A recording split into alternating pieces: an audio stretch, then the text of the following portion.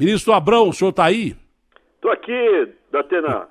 Tá ouvindo o papo aí? Datena. Ia ficar aguardando você até o inferno gelar, fica tranquilo. Estava escutando aqui os números e tal, e eu até posso te passar alguns se você quiser. Passa aí. Não sei se você sabe, da última vez eu até comentei, a maior rede hospitalar do Brasil é a rede de hospitais universitários. Tem a EBSER com 40 hospitais universitários. A gente atende, o ano passado foram 8 milhões de pessoas atendidas, 170 mil cirurgias, 358 mil interações, 9 mil leitos. Eu tenho um hospital no Brasil todo. É a maior rede de hospitais do Brasil, eu estou tocando. Por isso até aquela minha preocupação com equipamento tal que tinha. Então, assim, o que a gente tem? Nós não somos normalmente o hospital de pronto atendimento, não é a primeira linha de frente. Estou passando mal e eu entro no hospital. Costuma ser o hospital de retaguarda. O caso vai ficando pior e entra. Então, por exemplo, cidades que são mais críticas, como Manaus, que é onde está sendo feito o hospital de campanha, a gente tem um hospital universitário lá. E como é que está a situação do hospital universitário de Manaus? Eu te afirmo, a gente tinha na UTI 8 leitos sobrando, só para receber coronavírus, e colocamos no ar, semana passada, mais 22. Então, na UTI tinha 30 leitos sobrando de UTI lá em Manaus. Fora os da enfermaria, isso é, o da UTI tem respirador, tem tudo, é quando a situação realmente está crítica. O da enfermaria é canaleta de oxigênio, aquele canudinho que fica debaixo do nariz para receber oxigênio. Ali você tem mais 77. Casos que a gente tinha eram 5 em Manaus. No Brasil todo, até o número, porque o número está crescendo e muda muito todo dia.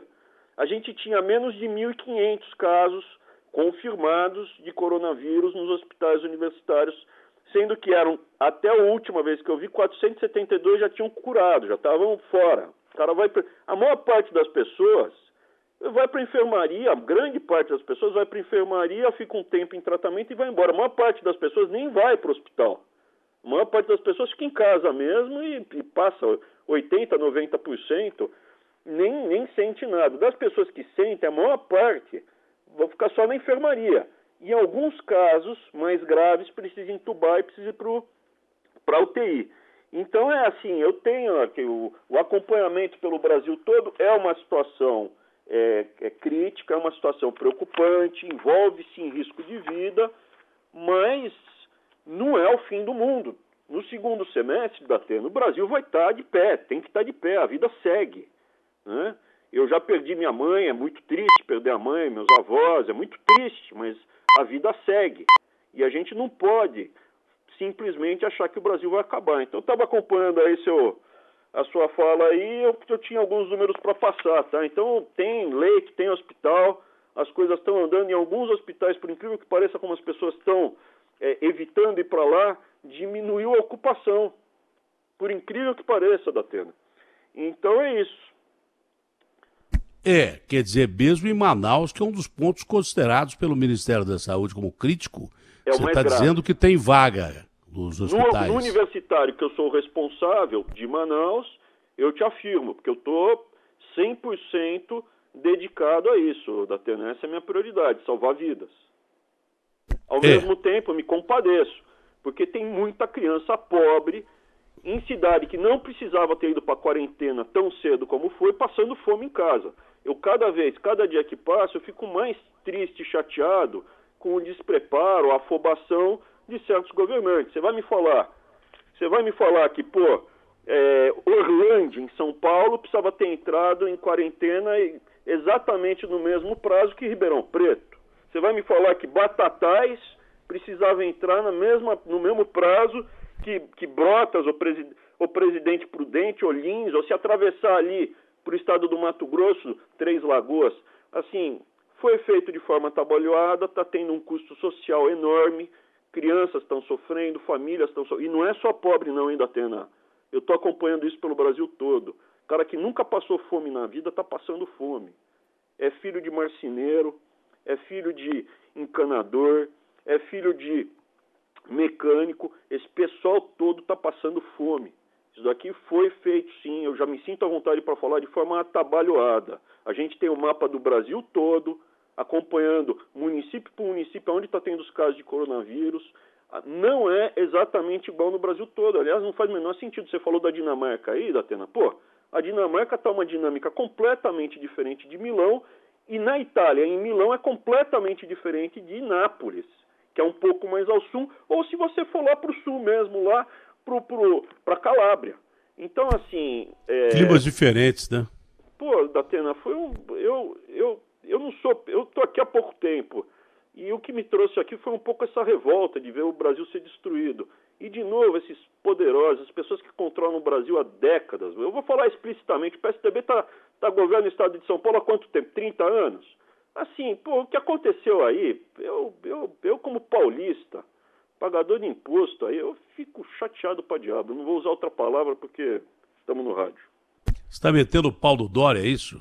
Eu estou metendo o pau em todo mundo que gerou um transtorno desnecessário para criança pequena, porque isso é covardia.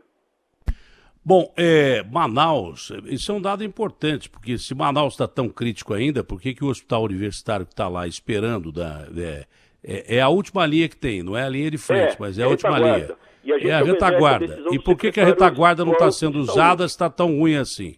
Se a retaguarda não... Então... Não está tranquilo como outros hospitais.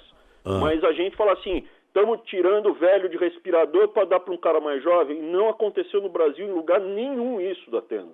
Nenhum. No país, na cidade mais crítica que a gente tem, ontem eu tinha 30 leitos de UTI à disposição. Fora os de enfermaria, 77. Que tem da a França, canaleta, né? Tem aquele, não sei se você da já França, viu por exemplo... Põe um canudinho debaixo, põe uma mangueirinha debaixo do nariz.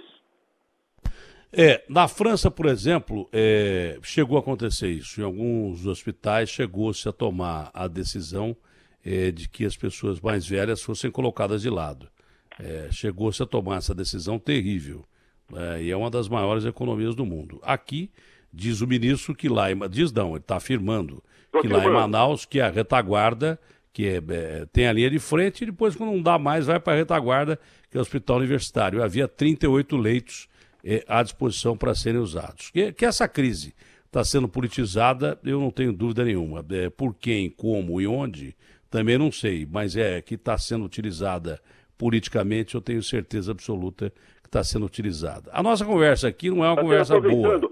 Eu repito, no Brasil todo eu tenho 40 hospitais, dos 40 hospitais, em absolutamente todos, a gente tem capacidade só para coronavírus, leitos, esses leitos que eu falei são os leitos destinados apenas para coronavírus. Tem leito vacante, tem leito vazio. Ninguém está deixando de ser atendido. Esse cenário que pintaram, eu te afirmo, eu não estou vendo nos hospitais, que eu cuido, do Brasil todo. Maior que a grande parte dos estados do Brasil. A rede Absera é a maior e mais espalhada do Brasil todo. As informações que as pessoas responsáveis pelos hospitais universitários, alguns cientistas, médicos de primeira capacidade, lhe passam, não lhe fazem crer que a crise no pico no Brasil vai ser grave ou menos grave que em outros países? Você não tem essa noção por essas pessoas que cuidam dos hospitais universitários que estão sob as suas ordens? Datena, o meu papel é obedecer a linha de comando. Eu obedeço às diretrizes do presidente e do ministro da Saúde. Agora, ao mesmo tempo, nada me impede de eu ler. Eu tenho, apesar do que foi dito aí pela esquerda, eu tenho produção acadêmica e principalmente o meu irmão, que é assessor do presidente. A gente está junto com o presidente tem 3 anos. Meu irmão é um pesquisador de ponta no Brasil, inclusive com doutorado em neuromedicina, na Unifesp. Então, a gente foi estudar como estava sendo a evolução e a produção dos papers acadêmicos de ponta na área de saúde com as soluções. E o fato, isso é fato, Datena, fato, a hidroxicloroquina com azitromicina, se administrada nos primeiros dias, e não já quando já está entubado, nos primeiros dias, ela zera o número de mortes, zera o número de intubações. Então, assim, estamos correndo para ter hidroxicloroquina no Brasil todo, né, e azitromicina, que são 2 remédios fáceis e baratos, muito mais barato do que o UTI, do que todo esse outro equipamento. E é essa a preocupação de logística. Outra coisa que eu vou me queixar também foi que essa quarentena forçada, destemperada, descalibrada, fechando aeroporto, fechando banco, atrapalhou para diabo a logística de fazer a operação dos hospitais todos, de passar, de buscar soluções. Então, assim, vai ser uma lição, eu concordo contigo, Datena, que a gente vai repensar muita coisa, não só em termos mundiais, mas em termos de Brasil. A percepção de nação, somos brasileiros, esse país é nosso país. Nós temos que ter um sentimento fraternal com o próximo, porque na hora do aperto a gente precisa ser solidário com o próximo. E não estou falando, eu não sou petista, não estou com aquele papinho furado de MTST, essas coisas. É um sentimento de fraternidade, pertencimento a uma nação brasileira que, diante de ameaças internacionais, pela primeira vez nós estamos tendo, tem que saber se comportar. Concordo contigo, Datena, essa não é a última epidemia que está vindo da Ásia, da China mais especificamente. Essa é a quarta que está vindo nos últimos 20 anos e nos próximos 10 anos vem outra. E aí, o que a gente vai fazer? Temos que estar preparados como nação, como brasileiros, para enfrentar isso. E aí, diante desse quadro, qual a minha preocupação? Ter médico, ter enfermeiro. Para a gente ter médico e ter enfermeiro, precisa ter ENEM. Eu acho que nesse aspecto, só para até completar a sua colocação, nesse aspecto, o mundo inteiro não estava preparado para uma epidemia tão rápida como essa, né? Porque a diferença desse vírus não é a letalidade dele, ele é menos letal que os outros vírus aí que vieram do mesmo lugar. Ele é menos letal. Agora, a velocidade dele é que pegou todo mundo de calças curtas. Significa que a França não tinha um sistema hospitalar que se esperava tivesse, a Itália não tinha um sistema hospitalar que se esperava tivesse, a Espanha não tinha um sistema hospitalar que se esperava tivesse, os Estados Unidos não tinham nem aparelhos e nem um sistema hospitalar que se esperava tivesse, a China eu não sei porque é um regime fechado, mas o nosso SUS, tão criticado, inclusive por mim, se provou mais eficiente que a maioria desses países, a maioria foi pega de calças curtas. Essa é a grande realidade. Independente de comparação ou não, depois dessa crise, depois dessa epidemia, com certeza todo mundo vai ter respirador demais, luva demais, máscara demais.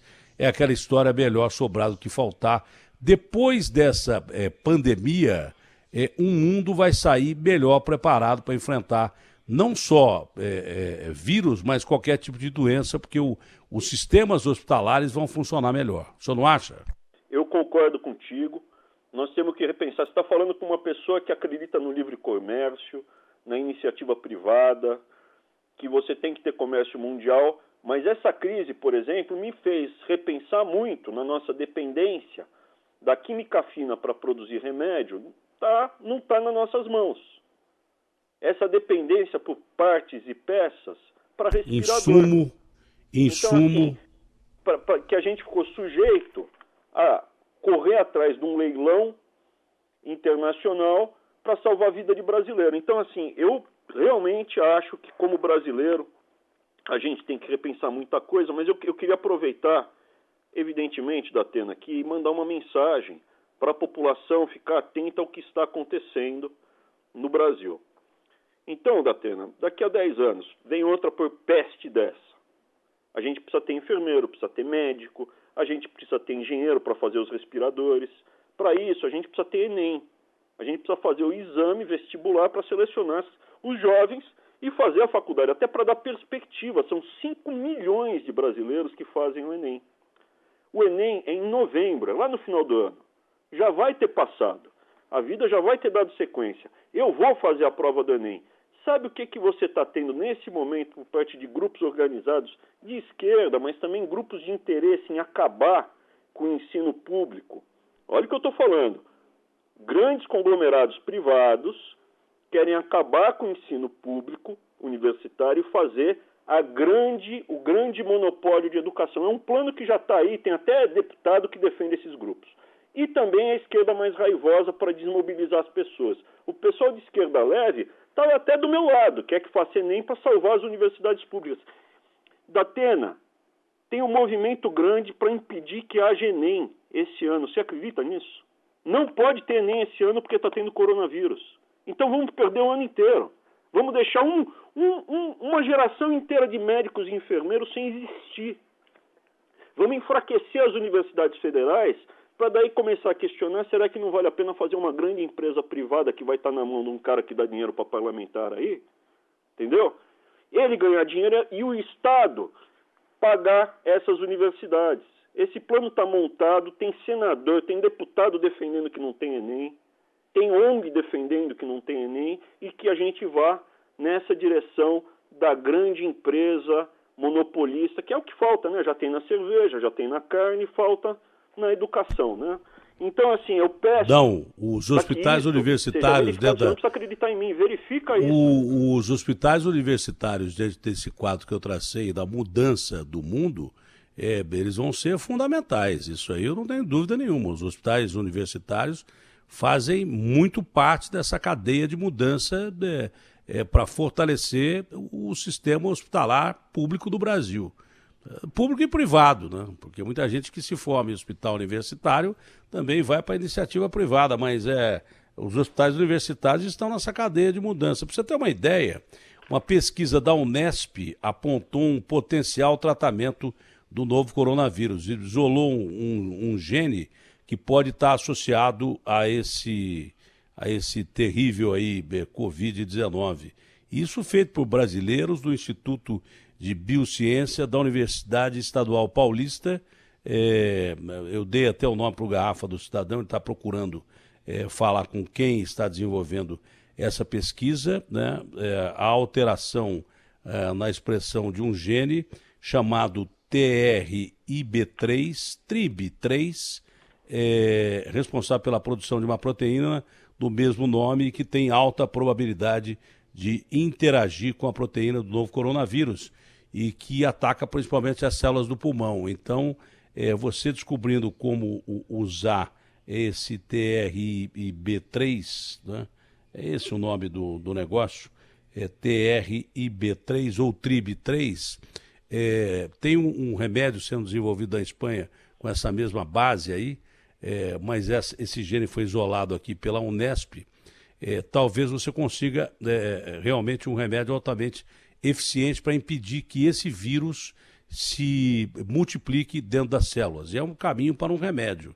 Isso desenvolvido pela Unesp. Então, é altamente importante e brasileira a pesquisa. De repente, você descobre o caminho das pedras aqui mesmo dentro do Brasil.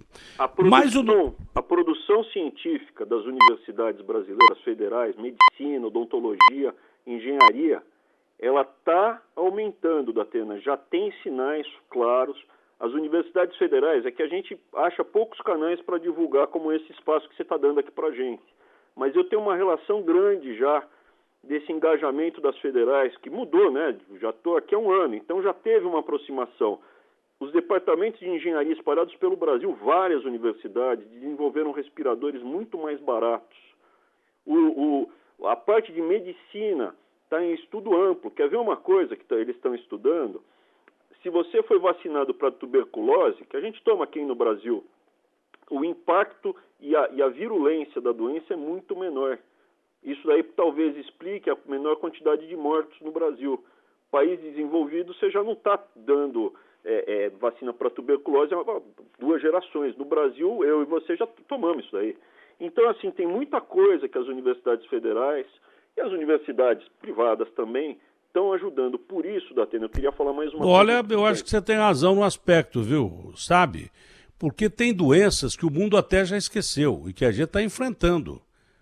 Ainda está enfrentando. O sarampo tinha sido erradicado há pouco tempo atrás aqui. Então pode ser que alguns desses remédios antigos, se a cloroquina, que deu origem à hidroxicloroquina de 1933, e a gente está tomando remédio para malária, tomando remédio para um monte de coisa aqui, que não tem mais nos outros países, pode ser que algum componente desses remédios, como a hidroxicloroquina, possa combater realmente esse raio desse vírus, que é a única diferença que tem daqui para os outros países mais desenvolvidos. Que os caras, quando você fala em dengue em algum desses países aí, o cara fala, o que é isso, dengue? Eu nunca ouvi falar desse negócio aí, entendeu? Por isso, Então Datena, pode ser. que a gente está expandindo as bolsas de pesquisas científicas.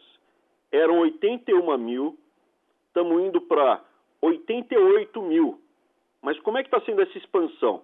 A gente está priorizando medicina, biologia, cursos com boas avaliações. Não adianta só fazer um mestrado, um doutorado, porque assim, você não paga para fazer um mestrado, doutorado e ainda recebe uma grana todo mês. Mas tem que ser num curso bem avaliado. Eu estou fazendo uma pesquisa aqui na cura do coronavírus, mas onde é que você está fazendo essa pesquisa? Aqui no fundo de quintal. Não vai ganhar bolsa. Mas a gente está expandindo bastante o número de pesquisas científicas pagas com os nossos impostos, é a gente que paga. Por isso essa preocupação. Vamos investir mais em pesquisa, sim, aonde? Na cura de epidemias. Estamos fazendo um programa apenas exclusivo para a cura de epidemias. Daí você pode ser da área de engenharia, biologia, medicina, enfermagem, mas para curar epidemias, além de dar prioridade para a engenharia e outras áreas das hard sciences, né? Não que eu não ache, a gente já teve, acho que na nossa primeira conversa, você viu que eu sou eu estudo filosofia, acho muito importante filosofia, mas eu acho que vamos focar nesse outro assunto, eu acho realmente importante, mas nesse momento, repensando o Brasil e dada a produção da área de humanas que está tendo nas universidades federais, eu acho que todo brasileiro vai concordar que a gente tem que priorizar o dinheiro dos nossos impostos para buscar soluções que salvem vidas e gerem perspectivas melhores para o brasileiro. Bom, o assunto nosso era outro, a conversa enveredou por um lado que eu achei até bom demais, foi legal, mas o assunto você já sabe qual é o assunto, que a Procuradoria-Geral, você sabe qual que é o assunto, que você vai ser o primeiro cara investigado do governo Bolsonaro, porque a Procuradoria-Geral da República pediu ao Supremo abertura de inquérito contra o senhor por crime de racismo contra os chineses. É claro que o senhor sabia disso, é um sujeito inteligente e estudado, ao contrário do que dizem. Isso aí. Mas tudo bem, eu estou perguntando, está escrito aqui que a PGR abriu, pediu ao Supremo abertura de inquérito contra o senhor por crime de racismo. O que o senhor tem a dizer sobre isso? O que eu posso falar? Eu não sou racista, meu histórico pessoal, familiar, a minha formação, zero de racismo. Se você olhar a minha equipe, eu não contrato as pessoas porque são, mas se você olhar a minha equipe, chega a ser até curioso. A minha equipe mais próxima dos assistentes, pegar a foto assim, um dia até manda, é até curioso. Todos chineses? Não, tem absolutamente... Cada assessor meu é como se fosse um estereótipo do que você pode imaginar. Assim, eu tenho um cara que é bem negão, eu tenho um asiático, eu tenho um judeu de quipaque loiro, eu tenho um cara que é nordestino. Se você olhar assim, eu tenho... Miscigenação de raças. Mulher, eu sou miscigenado, né? Eu sou o cara mais miscigenado que eu conheço. Mas eu não sou racista, a acusação está em linha com outras que eu sofri no passado. Eu recebi já, eu acho que 82 inquéritos, processos ao longo, porque eu sou assim, eu falo realmente o que está no meu coração, Datena. E aí o pessoal que é engajado militante entra com recurso contra mim. Desses 87, eu ganhei todos por enquanto, sobraram 12 que ainda estão correndo. O primeiro que entrou foi lá no Rio Grande do Norte, logo no começo, que eu falei, universidade pública não é lugar para balbúrdia. Aí teve uma turma lá, eu acho que foi promotor, que foram alguns, 7, 8, pediram 5 milhões de reais de indenização para os estudantes do Rio Grande do Norte. Aí caiu, perdeu, tudo bem, ganhei, mostraram que eu não tinha feito nada demais, então já assim, meu couro já está duro nisso daí, já está grosso aí, isso aí já não... E eu vou acatar sempre, eu confio na justiça brasileira, eu confio na correteza dos juízes, na justiça brasileira, confio que o Brasil vive ainda numa democracia, que eu posso ter liberdade de opinião, não ofendi ninguém.